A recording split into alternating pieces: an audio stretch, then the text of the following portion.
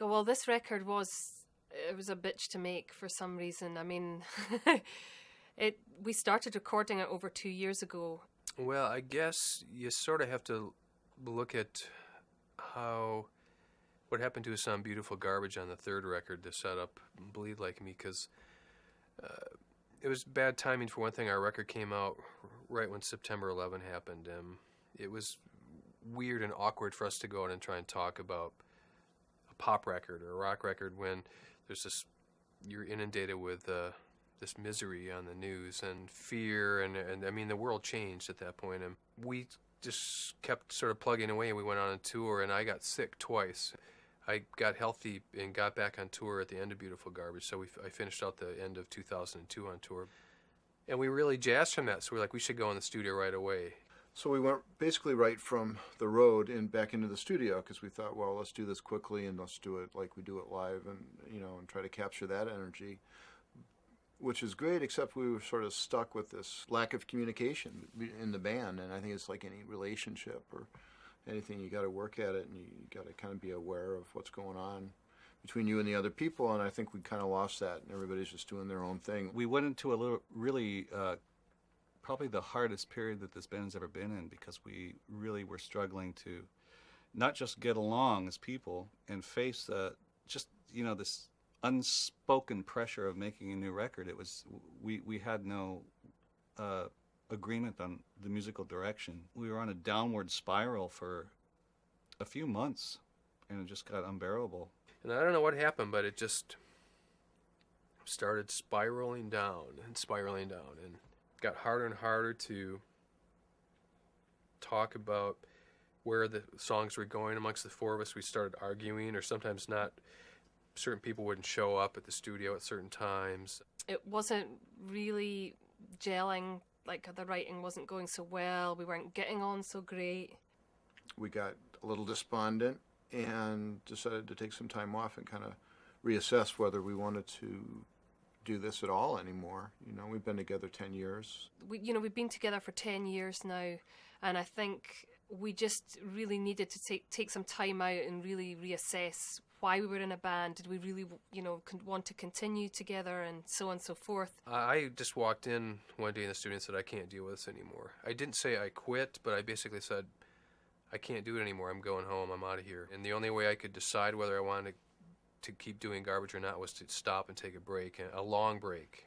We all had to make some real changes kind of in the way we dealt with the other people in the band. And I remember running into a couple fans somewhere. I don't even remember where it was. And they were going on about, hey, how's the Garbage record going? Because we hadn't really told anybody we had gone underground. And they were just going on and on about how they couldn't wait to hear the new Garbage record. And I was like, I hadn't even thought about it or talked about it for weeks. And suddenly I had to go, oh, yeah, the songs are coming along really good. Let's see, there's Bad Boyfriend has come along pretty good. And I started name-dropping some titles to them. But their enthusiasm was inspiring. And I remember going home that night, and that was the first time I actually listened to some of the songs we'd been working on. So we eventually did that and had a big set to, and realised that actually this was something that we really cared about and we wanted to pursue, and we were still excited about it. And we got back together again at the beginning of last year. At that point, we had started talking about getting back together and trying to work on some songs.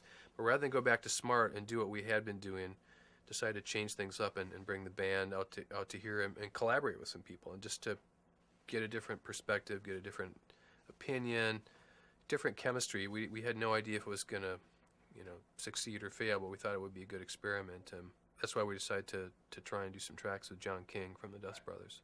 And unfortunately, he got us at a time when we weren't really communicating very well.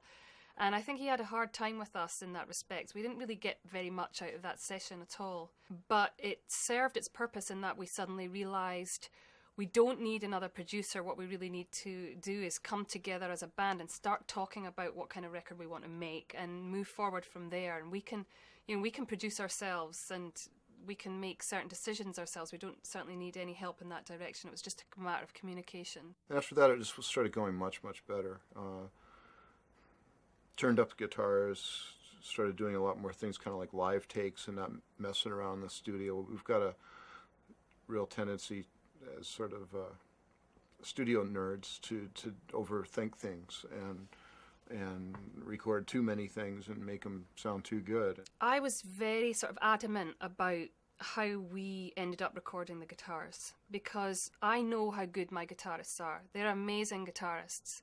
And I always feel that in the studio, when we approach recording, they tend to like get very focused in on the minutiae, and they don't believe they're as good as they actually are, and so they want to fix things, and it got to the point on this record at the very, very beginning where they were sitting down in the control room and playing, and I was getting very frustrated because I felt, you know, that we were missing out on a lot of the energy that comes off the physicality of playing. And I bitched on about that a lot, and they agreed with me, and so they set up amps, you know, and stood up and played really loudly for the first time in a few years, and I think you can hear that in the record. I think there was maybe a level of insecurity about our ability to write good songs, and I think eventually, as we progressed with this record, we eventually just trusted our instincts as songwriters rather than producers or magicians. We stripped a lot of the so-called artifice away, a lot of the loops and samples and so on and so forth. And so there did seem to me to be a more true energy coming off the band this time round, rather than cutting and pasting in the studio and building things from odd bits and pieces. This time round it was much more cohesive. So and I'm really pleased with that. That's what I feel really good about on this record, or one of the things I feel good about. We sort of finally got an album that sounds more like we do live, because a lot of people don't really realize that we've played hundreds of concerts over the 10 years, and 33 countries or something like that, and we're basically a loud guitar rock band, and we've gotten really good at that, and that's a pretty good achievement, I think, for us, because we started off as this goofy little studio band that had no intentions of ever playing live, and we just kind of kept going, and when we put our first record out, they said, well, you're going to have to play a few days. And we didn't really see how that would be possible, but we agreed to do 5 weeks or something around the States, and almost haven't stopped since then. It's really what we love to do, but even for me, even more than recording now. And we never really got a record out that sounded more like we do live. I think finally we did on this one. Well, Bad Boyfriend was it just started out as a really simple guitar riff and remained that, thankfully. That's all it is. It's just guitars and a lot of guitars bouncing off of one another. And it's probably the simplest song we've ever recorded. And to start the record out with a song like that is a milestone in our career, because it just starts, it hits you in the face and then is fairly relentless for the course of the record. It's just kind of a feel song with this kind of ridiculously kind of nasty / funny lyric. I love that because I think it's very dirty and lusty, and I think it's very rare nowadays that you hear women in that role. They're taking the challenge to a guy and as an equal, rather than, I find that a lot of records lately, it's sort of girls wanting to please guys, or it's women saying, I'm going to eat you, you motherfucker, We had pieces of Bad Boyfriend going into the sessions with John King, and had the general idea for the song, and it just, for whatever reason, sometimes it's really hard to get the one thing that's going to spark how the rest of the song is going to turn out. And I think what sparked it was having Dave Grohl come in on drums, which was a brilliant idea that Butch had. I had run into Dave Grohl at a Christmas party. I was talking to him for maybe 30 minutes about whatever, and all of a sudden a light bulb went off in my head, and I was like, I just blurted out, Dave, you've got to play drums on a Garbage track. And he's like, sure, dude, man, no problem. Okay, cool. Just call me. I'll be on the studio. And then didn't hear anything from him for a couple of months until we were in the studio with John. And all of a sudden we got this call, the kid can come in and play drums on Tuesday. So we're like, we'll have the drums set up ready to go. When Dave walked in, It was such a breath of fresh air because he's got this great vibe. He heard the track, he played it down once, he came in, listened to it, played it again, listened to it, and then he came back in, and I remember he looked at Duke and said, what should I do in the middle? Should I go for it? And we had no idea what that meant. We're like, yeah, go for it. And so in the middle of that break, he just does this crazy Keith Moon thing, and then he started doing all these like metal fills, and I mean, those are things I would never play in the drums or even think of playing, you know. And so all of a sudden, it's like it gave the song a whole different vibe, and I knew that raising it up to that bar made us want to bring Boys Want to Fight and Metal Heart and Sex Is Not the Enemy. A lot of these things that were sort of kicking around that weren't finished yet, we needed to get them up to the level, that kind of more manic intensity to it. Run Baby Run was a song idea that Duke brought into the band. Well, we worked on that thing till it was almost dead. We sped it up. We tried completely different grooves. Shirley tried different melodies, different lyrics in the verses. Towards the end of the record, we basically rewrote, just scrapped all the verses and wrote all new verses. It's a song that went through a lot of changes. It started out with this kind of a heavy metal riff and in the verse, but turned into a very more pop, almost Cure-like verse. We had to keep pushing. I mean, I think I had to keep kind of pushing. I know there were points in the record where I said, this chorus is great, we've got to write the verse that makes the song complete. And it just took a lot of prodding, but we did it. And I think the song is basically about just not conforming, you know, being expected as you go through life to behave a certain way, do certain things. And I think Run Baby Run is a plea to run from that and run with your life. Take it wherever it takes you. Right Between the Eyes is like probably the first song that we had going on this record from way back when we started. And again, we knew it was going to be an awesome song, and it was just a matter of figuring out what to do with the guitars. And in the end, we had about 500 guitars going, and it was just too much. It was just kind of turning into a big wall of mud. Finally, after doing all these rough mixes of it, that still weren't totally happening. It was a matter of just basically turning off just about everything that we had going. So it was 1 or 2 or 3 guitars instead of 800 or whatever it was. The lyrics are great. Her vocal's really powerful, and the bridge always reminds me of Hole. She sounds like Courtney Love on the bridge. Right Between the Eyes, somebody said to me today, or suggested that it reminded them of bullying, which I find really interesting. It's actually not the idea I had in my head at the time, but if I think about it, I guess it is about that notion of standing up for yourself, which is often really very difficult because sometimes you have no idea, you know, really what you want yourself. It's hard to stand up for something when you're not clear yourself. And that's really what that song is about.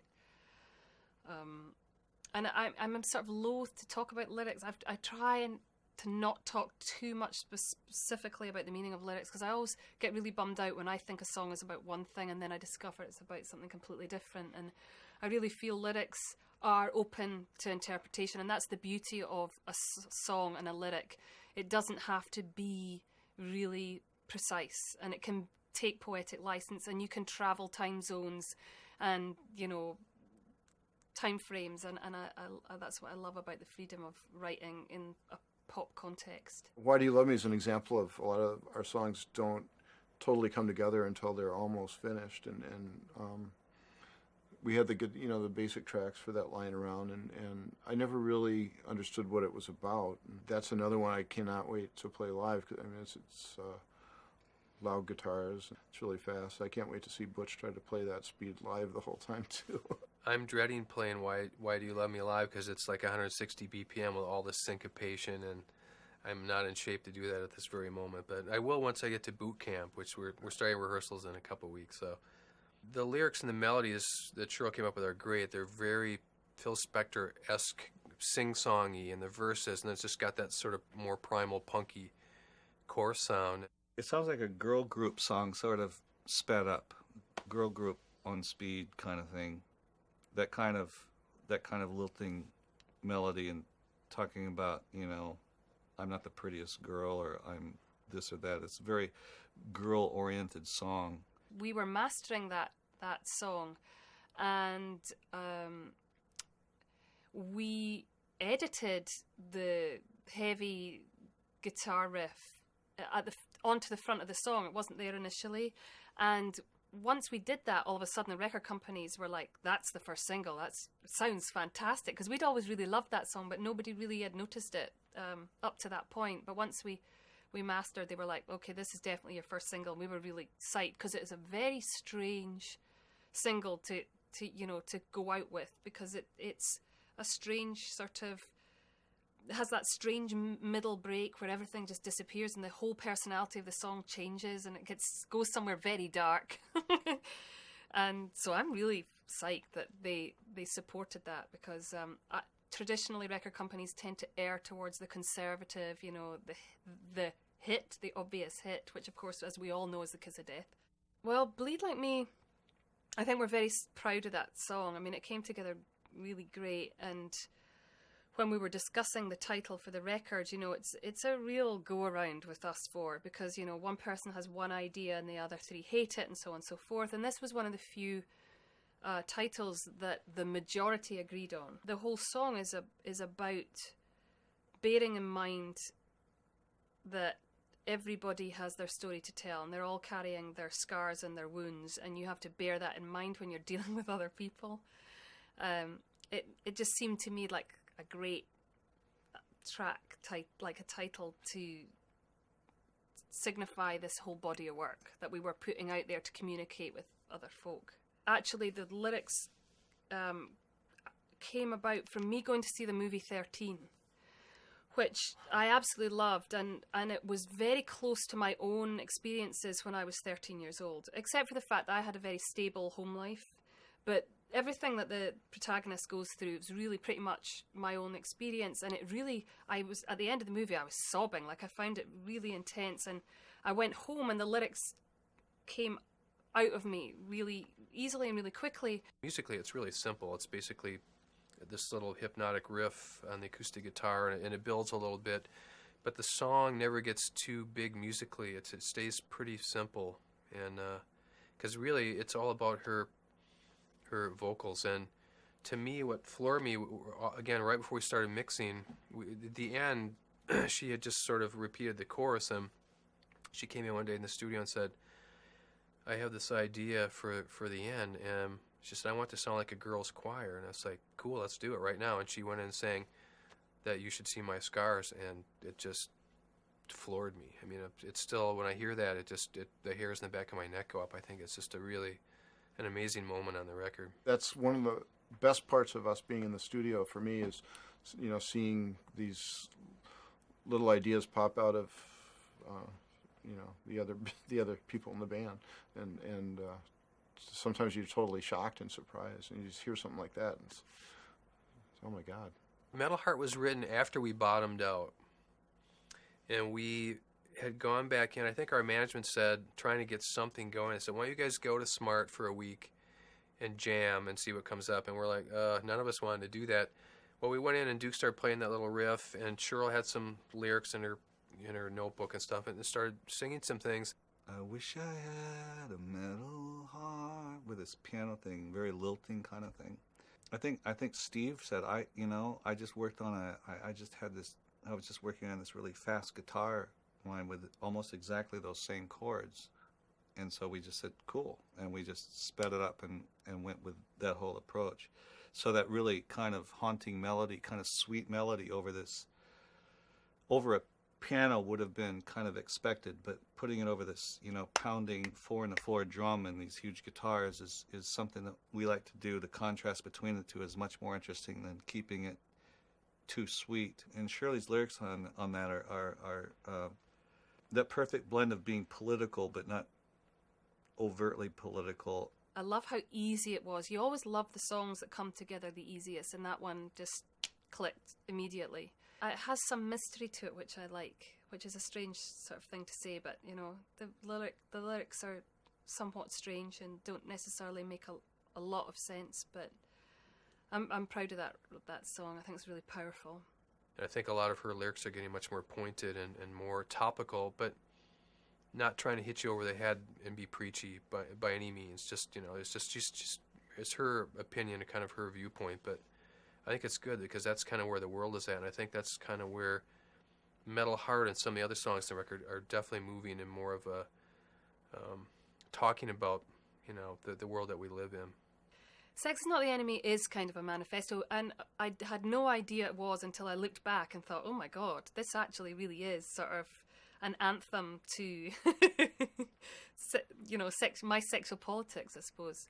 I got very disturbed, seeing the furore that surrounded Janet Jackson's breast coming out of the Super Bowl. I mean, I just found it peculiar. I felt like, if we'd had Burning at the Stake still in play, they would have burnt poor Janet, for her boob coming out. And I just was astounded by it. I mean, I see a lot worse things on daytime television than you'll ever see looking at a beautiful woman's delightful breast, But it's really tongue-in-cheek. It's really good fun.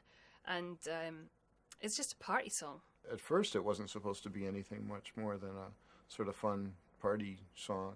Of course, Shirley's lyrics that she came up with sort of gave it a new dimension, and I think it starts touching on sexual politics and censorship. That's something we've always stayed away from being political at all, because I think it ends up being preachy, especially from rock musicians. The lyrics give an otherwise, almost idiotically simple song some weight. It turns nothing into something, to me. It's going to be a fun song to play, and I think we came up with some really nice guitar bits over this progression. I think there's a lot of interesting things. There's a guitar break in it that totally opens it up, and it just takes off. It's All Over But the Crying is very beautiful. That actually Steve brought that in. It's not never in its finished form, but it was the genesis of that song came from him, and I loved it because it had this fantastic melody, which I thought was really beautiful. It's All Over But the Crying was actually an idea I kind of started with, and just some simple piano chords, and I had a melody in my head, and it was. But as with anything we do, by the time it gets very far along with Garbage, it's everybody's got their 2 cents in, and that's what makes it good, I think. But we tried to keep a simple melody that you could remember. We went into work with John King on It's All Over But the Crying, and it ended up going in more of a hip-hop Dre kind of direction. And it was cool, but somehow we kind of felt like it didn't work with Shirley's singing. It wasn't really working with her lyrics, which had this really kind of languid, sultry kind of feel. It's one of the Garbage songs that really came together when we mixed it. And there's been songs on all 4 of our records that it's like it takes us to all get in the room, sit behind the console, and decide, is this the right vibe on the verse? It can have this feel, or it can have this feel. It could have these strings, or it could just have a piano. What does everybody like? And then we'd figure it out, and we'd put Shirley's voice up front and center. And so it was really almost the final arrangement came during the mix. And what I love about the way that song sounds, it's actually kind of rough. When we did, after 2 or 3 days of working on the mix, printed one night, came in the next day, and it was like, to me, it needed another day of like tweaking to get everything perfect. But I came in, listened to it, and went, it's good the way it is right now. It has a feel that is really, really gorgeous. And if we get everything perfectly EQ'd and compressed and layered where it's supposed to be, it's going to lose a vibe. Boys Want to Fight again came from the same session as Metal Heart. It came from a jam, and we wrote it all together in the one room. Again, it came out really quickly, and that's a strange song. I suppose that might well be one of the most overtly political songs on the record. It was my exasperation at this sort of the repeating of history that we continually fall into. Why we all continue to war with each other, why nobody can sit at the table long enough to really figure out how we can make things better for everybody, and instead, we go and fight. And it does seem to me primarily that it's a male-led initiative. And again, that sounds so tiresome, and I don't want anyone ever to think that I'm male bashing, because I love men, And I think women are equally, you know, as devilish as men. And I don't mean this as a male bashing topic. Similarly, you know, the song is also dealing with sort of the stereotypical notions of men wanting to fight and women just passively sitting back and watching it happen. And the song is about, you know, where are the people who are not falling into those categories, and why are we not doing something about it? It's just it's a song of, you know, pure frustration. Boys Want to Fight started out with the working title was Euro Trash Groove. It was one of my favorite songs to mix on the record because there was a lot of layers in it again that we kind of got rid of by the time we mixed it, and very much favored the guitars, you know, the drums, Shirley's voice, bass, and the guitars, and that's going to be a kicker to play live. I think it's going to be good. That's going to be one of the first songs that we work into the set and the new tour. I still don't know really what to make of Why Don't You Come Over. I mean, it's like this really catchy riff, and I don't know why it's catchy, but it just is. It's a hoot. It's a lark. Why Don't You Come Over is really sort of a B-side in a way, but we all loved it so much we want to put it on the record. It's just got that stupid, oh, why don't you come over chorus, but it's catchy and it gets stuck in your head, and it's got all that crazy syncopation on the guitars and drums, and I love Shirley's vocal take on it. It reminds me of Patti Smith somehow. I'm not exactly sure I know what's going on and Why Don't You Come Over either. I mean, it's a really strange song, and actually everybody around us hated that song, and we were like, no, we love it, it has to be on the record, absolutely. We put our fists down, we were like, there's no way this record's coming out without this song on it, because we loved it. And it's so strange, and yet at the same time it just sort of hooks in your brain. But everybody we ended up playing it for, all our mates, you know, we'd play it for them in the car, and they would all be sort of going, why don't you come over, why don't you come over, by the end of it. And it's just stupid, but it's also a fuck off and die song. I mean, it's basically saying, don't fuck with me. And it surely sounds like Chrissie Hynde on the chorus, Why Don't You Come Over. It's very guitar-oriented. It's going to be a gas to play live. Our drummer will need to be in really good shape to play that night after night. It's like 150 beats per minute or something. It's going to be a nightmare. It's a weird song. Never really heard a song like that before. The core of Happy Home was conceived in about 30 seconds, and just the time it takes to play it through a couple of times.